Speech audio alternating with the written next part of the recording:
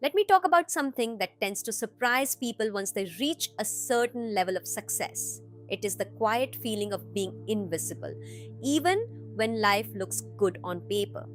This is not about failing, it is not about being ignored or left out. It is about being recognized for what you do while still feeling unseen as a person. And once you notice that difference, it becomes very hard to unnotice. Most people assume this feeling belongs to earlier stages of life. When you are still trying to prove yourself, when you are still struggling to get traction, so they expect it to disappear once things start working. But for many people, it does not disappear, it changes shape. At first, success feels like relief. There is movement, there is validation, people pay attention, conversations open up, you feel more grounded in the world. And then, slowly, something else begins to happen. People become interested in your output, your progress, your decisions, your competence. They want to know what you are building, what you are planning, what you think, but they rarely ask how you are actually experiencing any of it. At first, this feels normal, even reasonable. You tell yourself this is just what comes with growth. People see you as capable now, stable, someone who has things handled, and in many ways they are right. But capability is not the same as being seen. Over time, you start to notice that most conversations stay on a certain level. People know what you do, they know what you are good at, they know what you have achieved, but very few people know what it costs you to keep showing up that way. They do not know the internal pressure, the quiet doubt, the moments where you feel disconnected even while everything is moving forward, and you do not volunteer those parts either because it feels strange to bring them up. You are doing well, you are supposed to be fine, so you stay composed, you keep things clean, you talk about progress instead of process, and slowly, without any dramatic moment marking it, you realize that people are responding more to your role than to your inner life. You are visible but only in a narrow way. That is usually when the confusion starts. Because nothing is technically wrong. You are not unhappy, you are not ungrateful, you are functioning at a high level, and yet something feels missing. This is often mistaken for burnout or dissatisfaction. But it is neither. It is a disconnection without collapse. It shows up in small moments. You finish something meaningful and feel oddly empty afterward. You receive praise and feel untouched by it. You share good news and notice that the emotional weight has nowhere to land. Not because people do not care, but because they are engaging with what you represent, not who you are. What makes this harder is that success quietly trains this dynamic. You start noticing which parts of you get rewarded. Confidence lands well, clarity lands well, being steady lands well. Uncertainty, hesitation, emotional complexity, those parts often make people uncomfortable. Not always, but often enough that your system notices. So you adapt, you learn to lead with competence, you become efficient with your emotions. You show the version of yourself that works best in most situations. This is not manipulation, it is intelligence. It is your nervous system doing what it has learned to do. The problem is that over time, this adaptation stops feeling like something you are doing and starts feeling like who you are. You become the reliable one, the composed one, the one who has it together. And that identity brings respect, but it also brings distance. People admire you, but they do not always know you. They trust you, but they do not always meet you. And you may not notice how much of yourself you have tucked away because life keeps giving you things to respond to, work, responsibilities, expectations, goals. As long as there is something to manage, that part of you stays active. The feeling becomes more obvious when things slow down.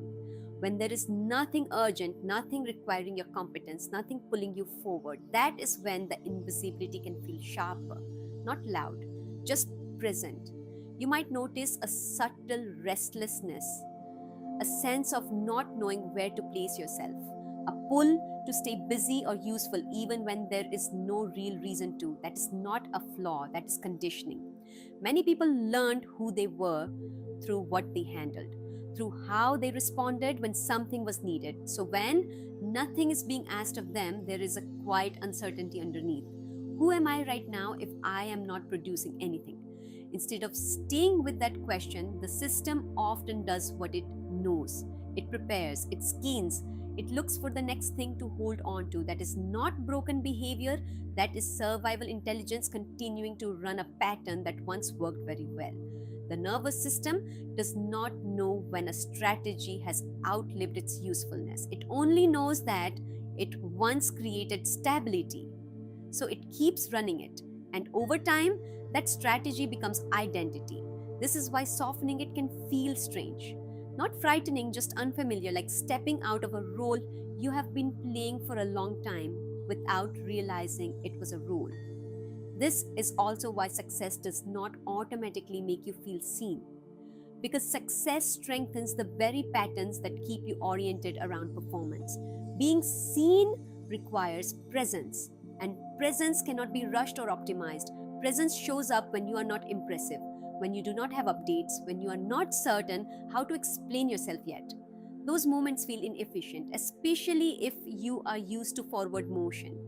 But they are the moments where people actually meet you. This does not mean you abandon your ambition or dismantle what you have built. It means you stop expecting success to meet emotional needs it was never designed to meet. Once that expectation drops, something shifts. The invisibility stops feeling like a personal failure, it starts feeling like information. You begin to notice where you feel most at ease, where you do not have to perform competence, where silence does not feel awkward, where you are allowed to be undefined. Those spaces are usually quieter than the rest of your life, less impressive, less productive. But they are grounding. They remind you that you are more than what you produce. Being seen does not mean being fully known by everyone. It usually means being fully known by a few. And that requires intentionality, not more effort, more honesty with yourself first. You are not invisible because you lack value. You are invisible because you have become very good at being valuable. And once you understand that, you can begin to choose where you show up as a role and where you show up as a person. That choice changes everything slowly and quietly. Not by taking success away, but by letting it stop defining you. When success stops defining you, something interesting happens. Not immediately and not all at once, but slowly you start noticing the difference between when you are performing and when you are actually present. At first, that difference can feel subtle, almost easy to miss. You might just notice that some conversations feel less tiring than others, or that you leave certain interactions feeling fuller, even if nothing particularly important was discussed. Those moments are usually quieter, less structured. There is no clear outcome, no version of yourself you are trying to maintain. You are just there. And that can feel unfamiliar if most of your life has been organized around usefulness. For a lot of people, usefulness became a way to belong, to be needed, to feel secure. So when you are not actively contributing or managing something, there can be a low level unease, not panic, just a sense of drifting. What am I doing right now? Who am I in this moment? That question does not always arrive as words. Often it shows up as restlessness, or the impulse to check your phone, or the urge to plan something unnecessary. And again, that is not a flaw. That is a system that learned to stay oriented through action. The shift begins when you stop trying to immediately resolve that feeling. Instead of filling the space, you stay with it a little longer. You notice what it is actually like in your body, not what it means, just how it feels. At first, it might feel empty or awkward or vaguely uncomfortable, like standing still after moving for a long time. But if you do not rush out of it, something else often shows up underneath. A quieter steadiness, a sense of being held without needing to hold everything together. That is presence. Presence is not dramatic, it does not announce itself, it does not feel productive, it feels neutral at first, and then slowly it starts to feel grounding. You realize you are still here, even when nothing is being asked of you. That realization changes how you show up elsewhere. You start speaking without monitoring yourself as closely. You pause without feeling the need to justify it. You let conversations unfold without steering them towards something useful. And what is surprising is that connection often deepens in those moments. Not because you are sharing more, but because you are no longer shaping yourself around what you think the moment requires. People feel that. They may not name it, but they respond differently. Conversations linger. Silence feels less awkward. There is more space for honesty, even in small ways. Being seen starts to happen not through explanation, but through presence. This does not mean you suddenly feel seen everywhere. That expectation would just recreate the same pattern in a different form. Being seen is selective, it happens in certain relationships, certain environments, certain moments, and that is enough. One of the most grounding realizations is understanding that you do not need to be fully known by everyone to feel whole. You just need a few places where you do not have to perform usefulness to belong. Those places are not always obvious. Sometimes they show up later in life, sometimes they are quieter than you expected. But when you find them, something settles. You stop needing recognition to feel real. You stop measuring yourself by response. You stop scanning the room for cues. You are still capable, still driven, still competent, but those traits are no longer carrying your sense of self. They are tools, not identities. And that distinction matters because when identity loosens, life feels less rigid. You are not constantly bracing for the next thing.